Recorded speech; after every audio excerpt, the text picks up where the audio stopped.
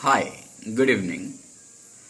This video is for Edexcel English Language Syllabus B students, and the question answer that I'm going to discuss is the last question of section A, which is called the comparison question. As the students should know, this is a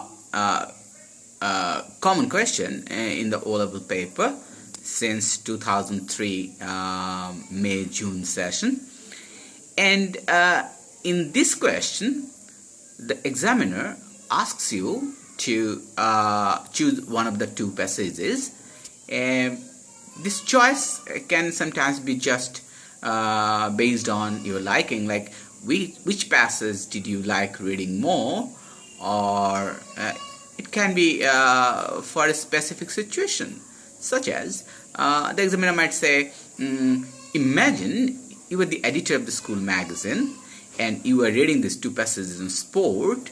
Which passage will you include in this magazine?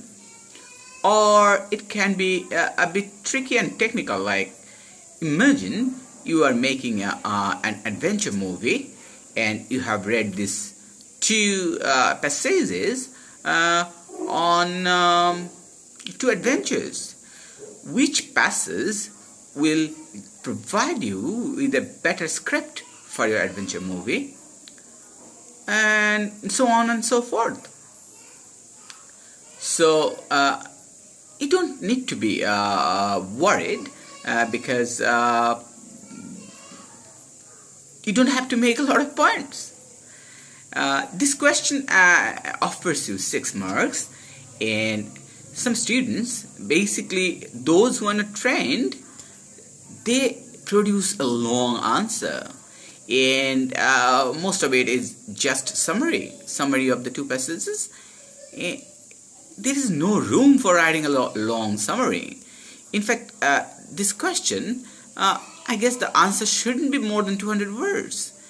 And if you have access to internet, you can go to Edexcel website, which is qualifications.pearsons.uk, and you can see the sample question there, and you will find out that the answer slot that they give, the box, is not that big. So no long summary writing. In fact, every answer in section A, reading section, has to be to the point. So let me help you with this answer, how to write that. I have written down some bullets. I believe as I discuss them and as you look at them, it will be easy to follow. The first bullet: make your clear choice. So I believe before you do that, you have read the question really well. You know why you are making this choice, who will be your supposed audience, and the context that you are in.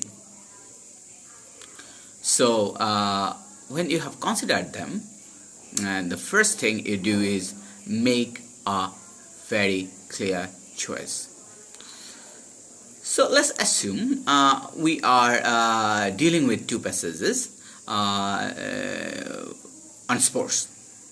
The first one is on cricket and the second one on football. Now you are the editor of your school magazine, and you are asked to choose one of the two passages.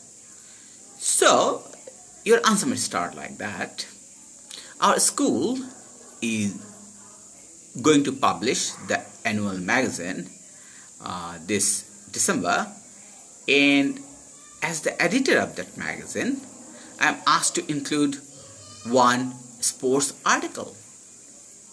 And I believe passage 1 about cricket will be a perfect choice. So now there is no confusion. The examiner knows you are going to choose the passage that's on cricket, not the one which is about football. Now let's move on to bullet 2. In bullet 2, I have said, as you can see here, connect the theme of your chosen passage to the purpose and audience of your context. What do I mean? The theme of my chosen passage is the game of cricket, and my context is a school magazine is being published. I'm the editor, so my purpose is to include this passage in the school magazine. And who are my audience? If I go to a boys' school, the boys. If I go to a queer school, the boys and girls. If it's a high school, then the senior teenagers. So we have to mention that. So you might say, the boys of our high school are crazy about cricket, and this is the game they play most often. So they would love to read this passage, which has sensational facts and figures of world cricket. So what you have done is, you have just put in the theme of this passage, and you have connected it to your purpose and audience of choice. Then my next bullet says, make 2 points to support your choice, one after another.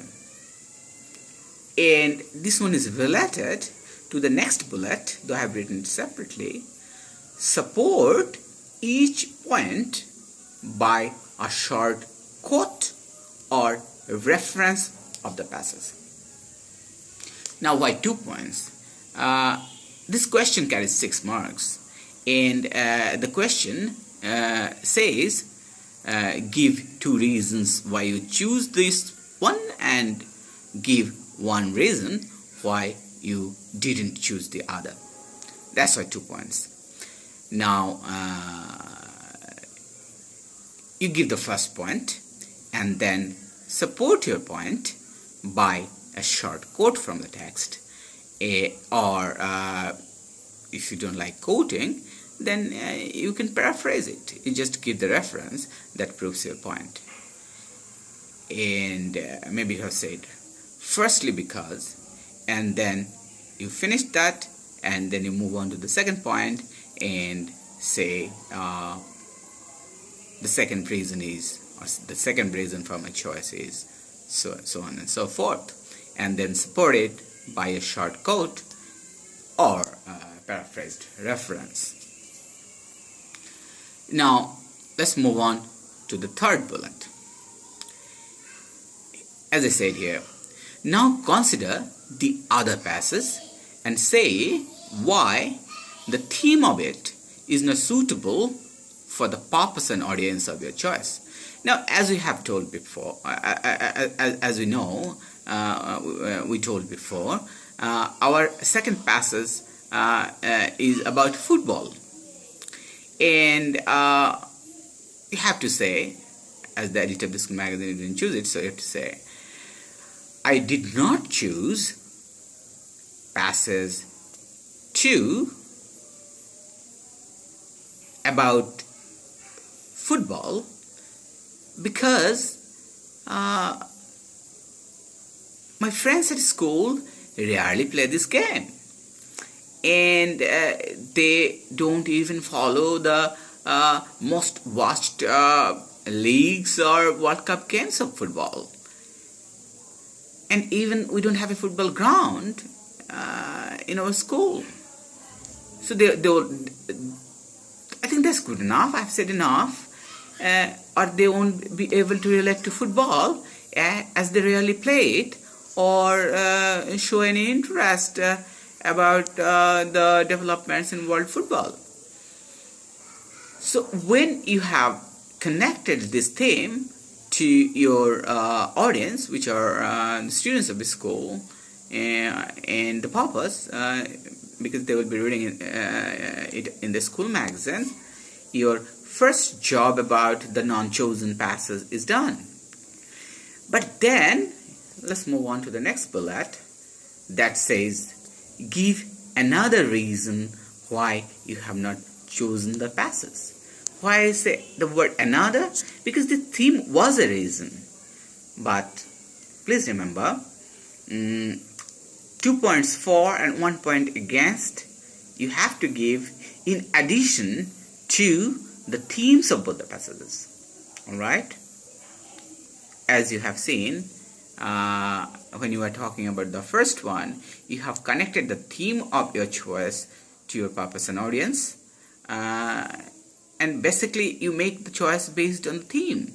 So here as well, you have to negate the theme, but the point, the reason that you are showing has to be in addition to that. So you give your point. I'm helping you a bit later what points you can just give, but for the time being, just remember, after you have said that the theme is not appropriate for your purpose and audience, you are going to give a reason and support it by a short quote or paraphrased reference from the text. And that's it. That's the structure of the answer. Theme related to the purpose and audience. Okay, first make a clear choice. Text 1 or text 2. Then the theme connected to your purpose of choice and audience of choice. And then 1 point in support of the chosen text. And then quote or reference. Then another point. Then quote or reference. Then move to the second passage, say why the theme is not appropriate for your purpose and audience, then give a reason and support it by a quote or a reference to the passage. Now let me tell you what points you can make. Honestly, it depends on the style of the student, style and caliber of the student. But let me mention a few common things that you always can talk on. The most common thing that examiners expect you talk about when you are defending a text or you are not liking a text is talk about the genre. Like what type of a text you are dealing with. For example, if the sports passes, the football one, the cricket one is about a cricketing legend, his life and all that, it's an article and you make this comment. Passage 1 is an article from the renowned sports magazine, let's say, call it The Beast, and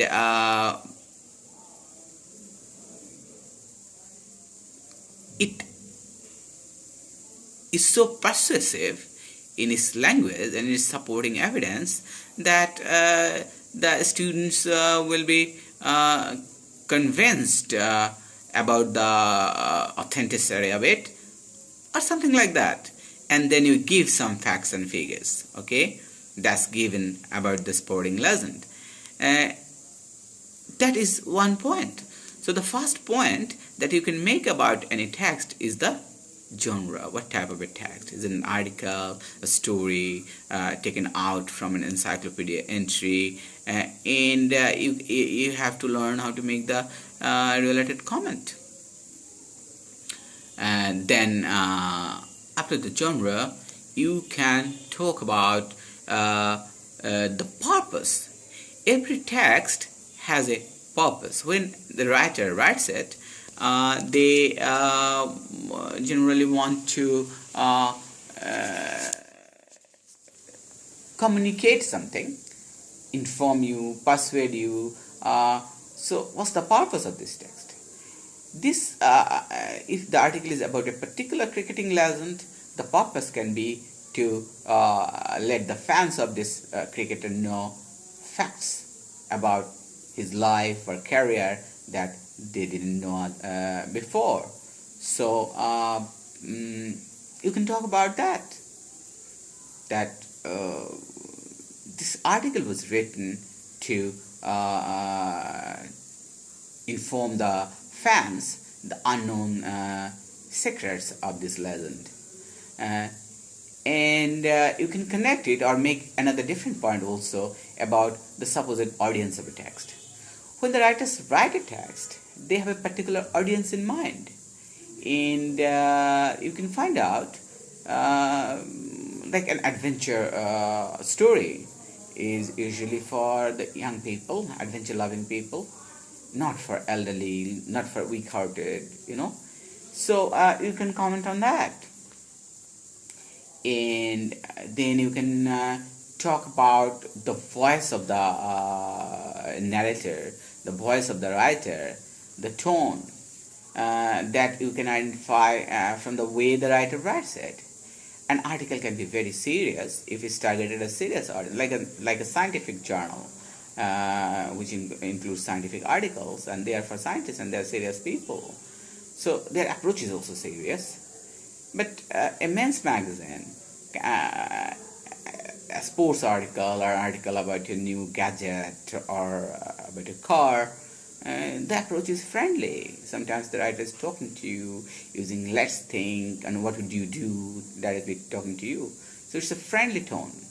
So if you can recognize that, you can comment on that also.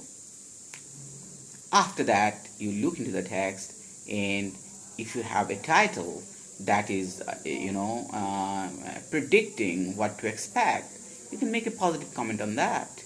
But the absence of a title can have a negative comment that students may not read it because there is no title to help them to predict what to expect.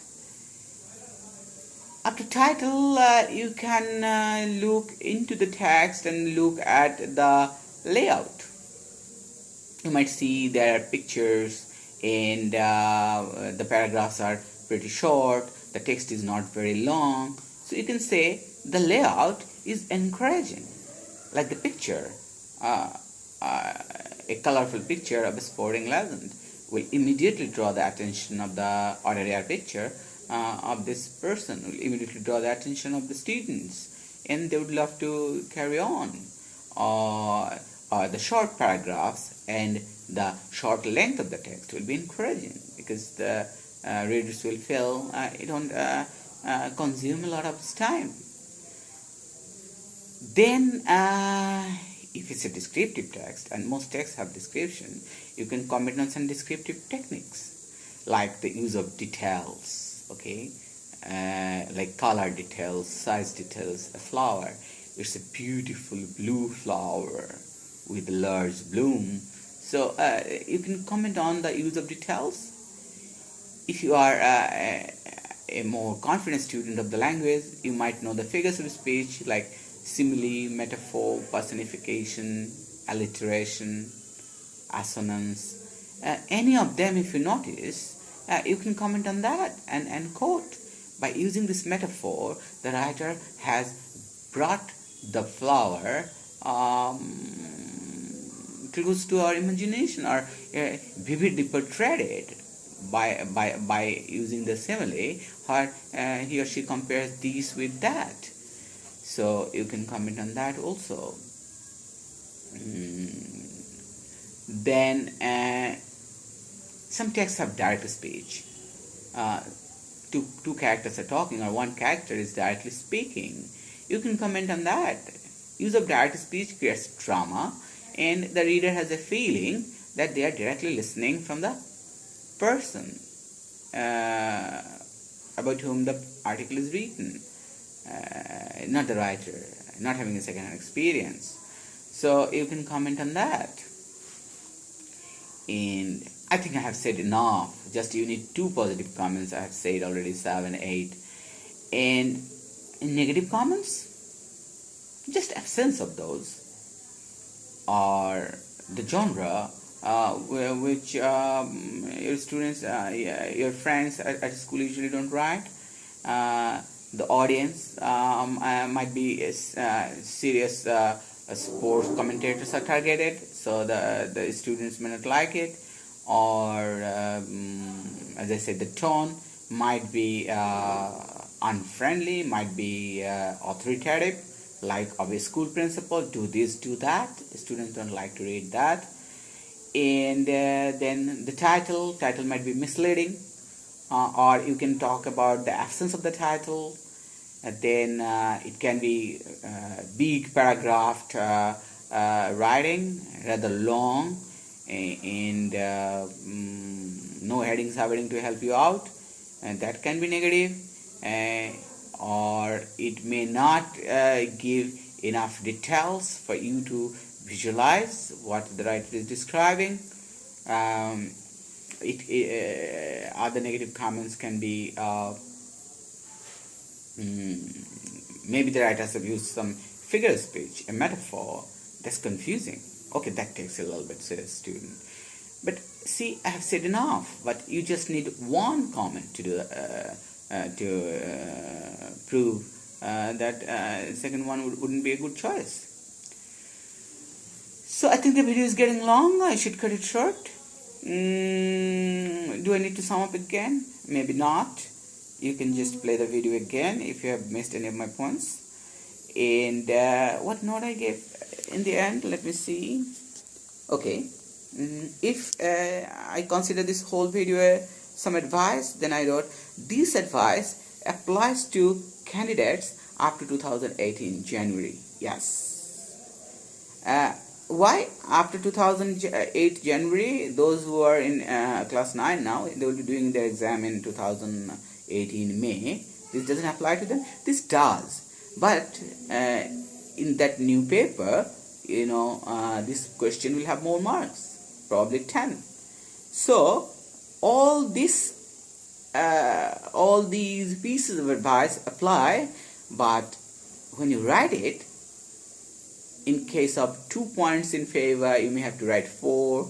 In case of 2 points to prove the other one was not appropriate, you might have to give 2 points. So that's it. I think the hard nut of comparison question has been successfully cracked. Best of luck with your English exam. Good night.